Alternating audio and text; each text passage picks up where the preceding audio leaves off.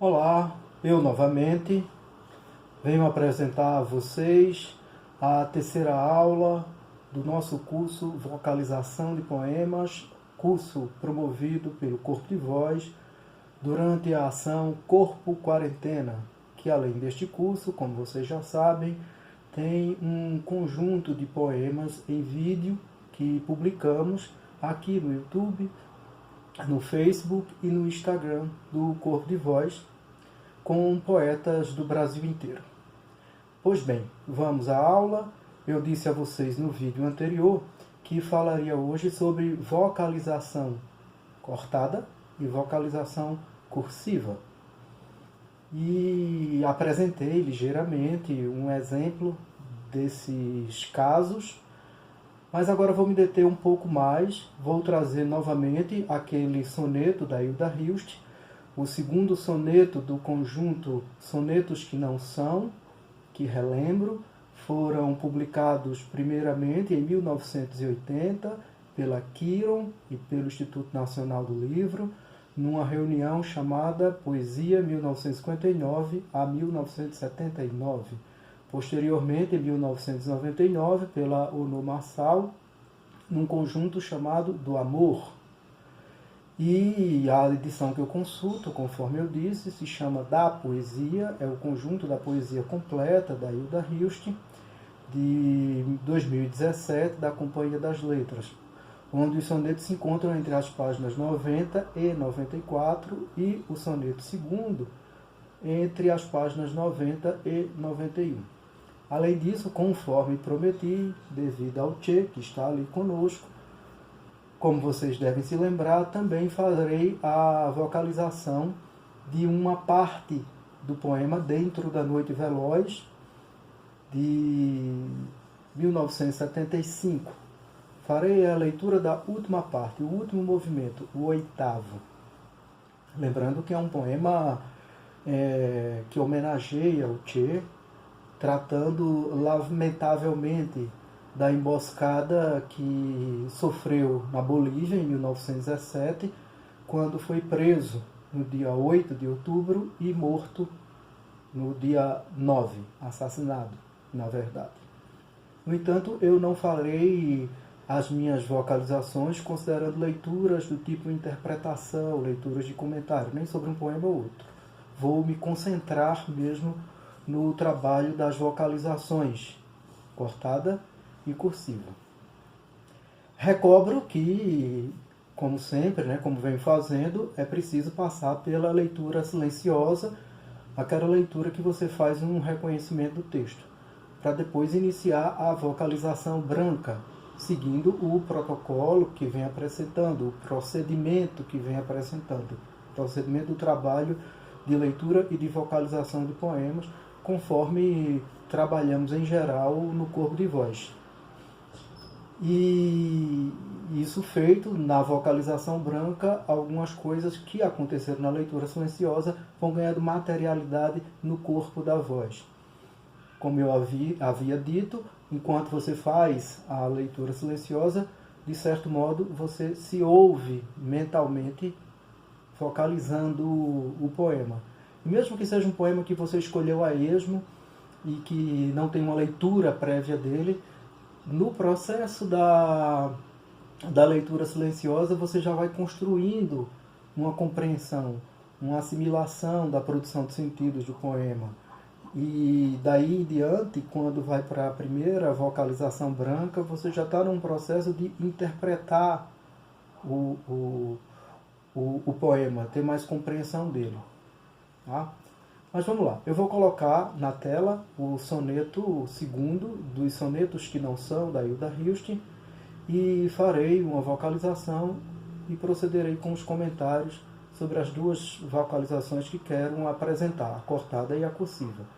Repetirei o procedimento a respeito do movimento oitavo de Dentro da Noite Veloz, de Ferreira Goulart.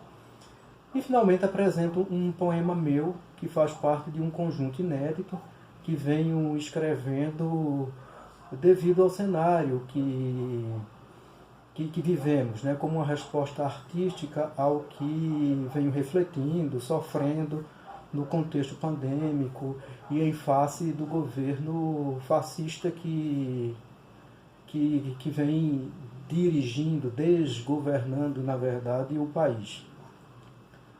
O conjunto se chama Círculo de Wuhan. Vamos ao soneto segundo dos sonetos que não são da Hilda Hilst. Aí na tela para vocês acompanharem agora diretamente no texto, mas vocês podem ir às edições que citei ou podem fazer uma busca pelo Google, mas na busca observem o soneto na tela. Convém, além de escrever sonetos que não são dois, escrever é meu este poema ou é de outra. Tá? Porque pode ser que não apareça somente pelo título e pelo número do soneto, assim, de imediato. Fica mais fácil uma busca incluindo o verso inicial. Ok? Vamos à vocalização. Sonetos que não são 2. É meu este poema ou é de outra? Sou eu esta mulher que anda comigo e renova a minha fala e ao meu ouvido, se não fala de amor, logo se cala. Sou eu que a mim mesma me persigo, ou é a mulher e a rosa que, escondidas, para que seja eterno meu castigo, lançam vozes na noite tão ouvidas? Não sei. De quase tudo não sei nada. O anjo que impulsiona o poema não sabe da minha vida descuidada. A mulher não sou eu, e perturbada, a rosa e seu destino eu a persigo, em direção aos reinos que inventei. A vocalização cortada, conforme chamei, é aquele tipo de vocalização que enfatiza, leva em conta o final dos versos. Quer dizer, marca, assinala a passagem entre os versos. Dá atenção à coda, que é a sílaba final do verso. Em termos de prosódia poética, no caso da língua portuguesa, notadamente a última sílaba tônica do verso. Então, essa passagem, tá, corresponde ao andamento do poema. E a vocalização cortada dá ênfase a ela. A vocalização cortada não se ocupa, em primeira instância, embora não deixe de se ocupar, em seguir o texto conforme a sua estruturação sintático-semântica. Procura dar ênfase à forma sonora que é um verso. E os versos, em geral, são formas sonoras. Os versos, propriamente, não têm sentido. Há versos paratáticos, que são aqueles versos cuja unidade sonora corresponde com a unidade de sentido, como no famoso caso do soneto de amor do Camões. O amor é um fogo que arde sem se ver. É ferida que dói e não se sente. Cada verso desse tem uma unidade de sentido. A paratasse, os versos paratáticos, é um tipo de estruturação muito típica da poesia clássica, e me refiro à clássica quanto a mais ou menos início, segunda, terceira década do início, melhor dizendo, do século XIV até os fins do século XVII, às portas do século XVIII. Muito frequente esse tipo de prática de versos cuja unidade sonora corresponde com a unidade de sentido, embora não sempre num poema todo.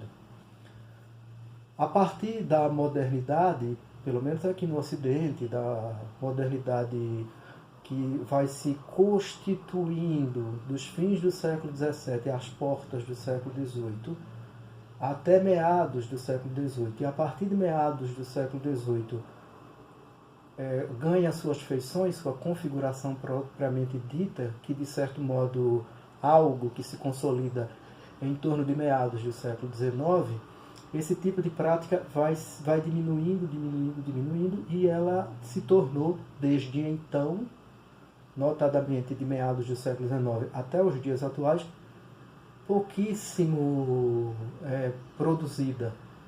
É muito comum os versos produzirem sentido entre si. E aí a ênfase na unidade sonora do verso como uma unidade específica disto que chamei de sonora, se marque em relação a uma unidade de sentido. Na poesia medieval se observa tanto uma coisa quanto outra, os versos que se completam o sentido entre si, numa relação de subordinação, como versos hipotáticos, e sobretudo na poesia mais antiga. E também acontece na poesia medieval a produção paratática de versos com a unidade de sentido correspondente à própria unidade sonora, embora isso tenha sido mais marcante durante o período que eu destaquei como clássico. Isso a gente observando uma gama de poemas e poetas, enfim, com ressalvas às exceções. Mas, enfim, não estou tratando de história da poética. Então, o que acontece é que é comum as pessoas fazerem, agora cito, a vocalização cursiva. Lê o poema como se lê, digamos assim, prosa, não enfatizando, não marcando, não assinalando a passagem entre os versos, levando em conta, em primeira instância, a estruturação, a construção sintático-semântica do texto. Chama atenção que a vocalização cortada não ignora a estruturação sintático-semântica do texto, mas procura dar ênfase a algo que, em primeira instância, a passagem dos versos, ao corte, linha a linha. Então, voltando ao poema, colocando novamente na tela, observe. É meu este poema ou é de outra?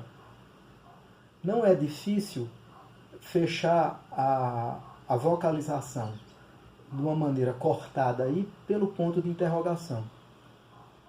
O próprio verso tem essa forma de fim, né? do início até o ponto de interrogação, ele assinala um fim.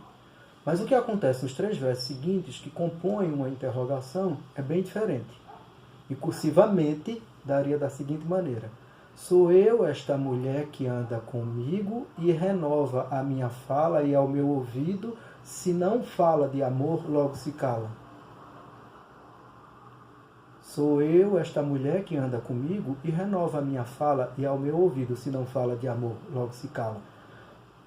Trata-se de observar como o texto está constituído sintático-semanticamente, levando em conta suas pausas marcadas, como pausas do tipo dadas pela pontuação gráfica, e vocalizar assim.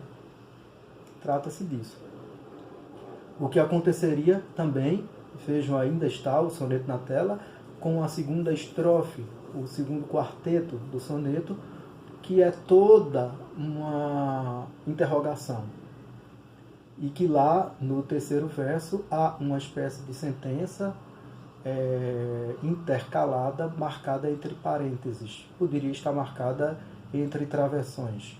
Sou eu que a mim mesma me persigo, ou é a mulher e a rosa que, escondidas, para que não seja eterno o meu castigo, lançam vozes na noite tão ouvidas? Dei uma travada, vou repetir. Sou eu que a mim mesma me persigo, ou é a mulher e a rosa que, escondidas, para que seja eterno o meu castigo, lançam vozes na noite tão ouvidas? Esse é o tipo de vocalização cursiva. E, digamos assim, poemas que têm a pontuação gráfica muito bem registrada, muito bem marcada, como é o caso desse soneto. Isso não é frequente na poesia da Hilda Hilst, mas, enfim, como nesse caso, convidam bastante a fazer esse tipo de leitura. E veja que a maioria dos versos não tem uma unidade de sentido. Eles são versos que dependem um dos outros para construir o sentido. Há uma relação subordinada entre eles. Na vocalização cortada, eu faço a ênfase. Num caso de um soneto, como é o poema de Hilda Hilst, quando o recurso da rima é usado, quando o soneto não é branco, os sonetos e os poemas em geral chamados de brancos são aqueles cujos versos não rimam entre si. Nesse tipo de caso, a própria rima marca para a gente a passagem. Ela tem essa função de andamento também, embora a rima propriamente dita seja um caso de harmonia entre versos, por combinação sonora, sons semelhantes, equivalentes, às vezes até idênticos. Isso no âmbito fonético, não fonêmico, não no âmbito em que os sons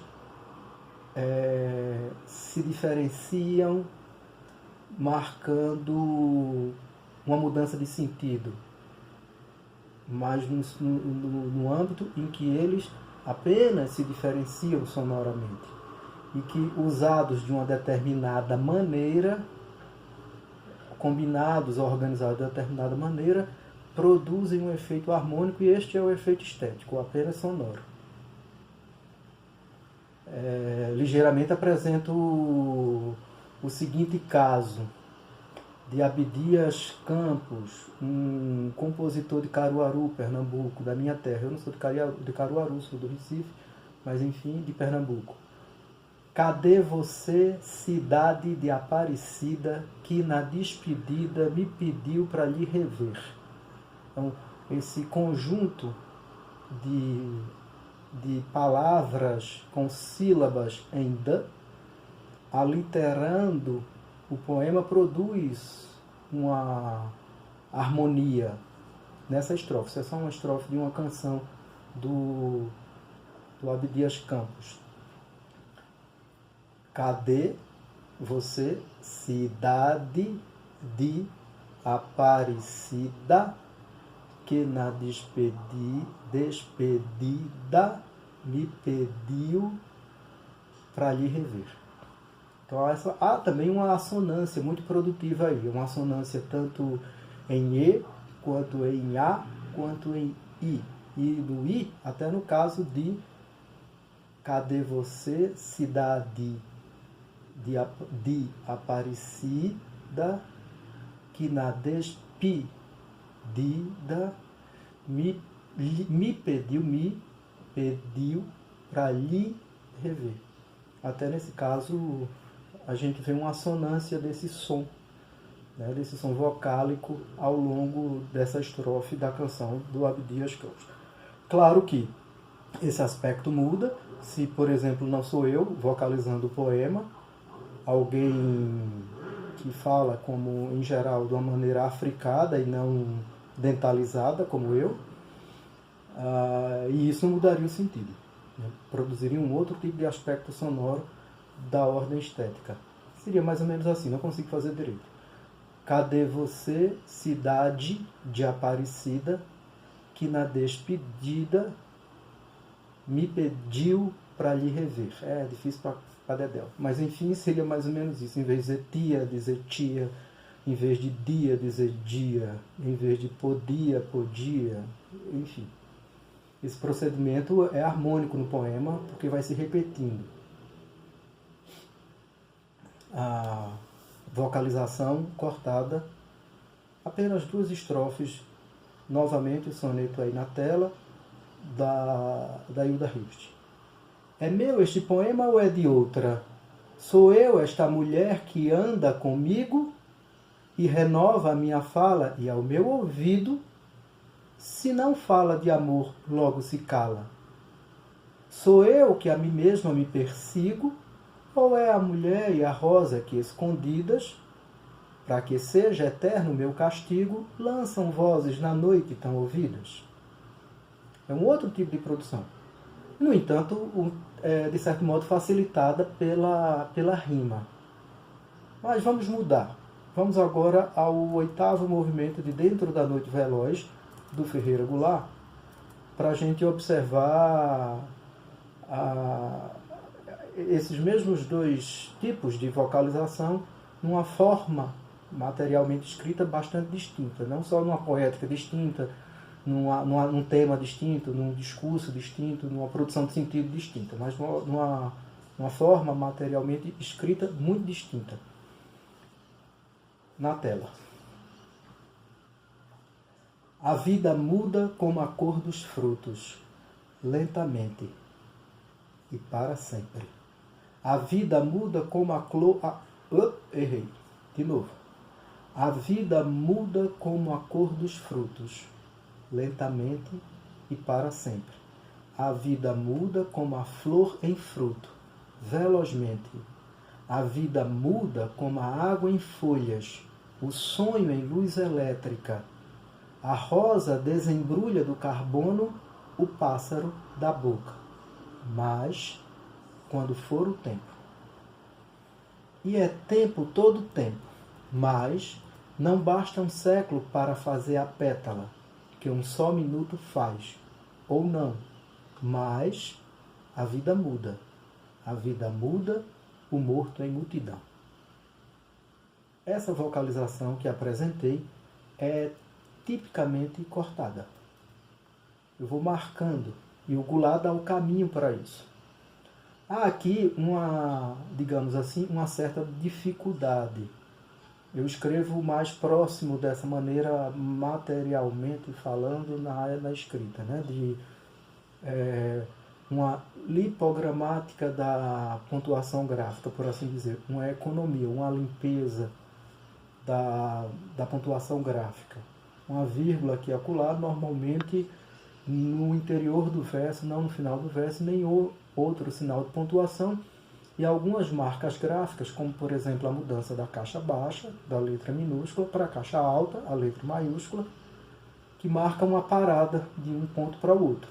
Como e para sempre, aí a vida muda, vem inicialmente em caixa alta, marcando que anteriormente eu poderia fazer, ou deveria até, fazer uma estacada, uma parada, para começar um novo movimento, que ao total, neste poema, dá em quatro movimentos com 4 instâncias, né, que produz bem a marcação para a gente. Mas se fosse cursivamente, vejamos aí o poema de novo.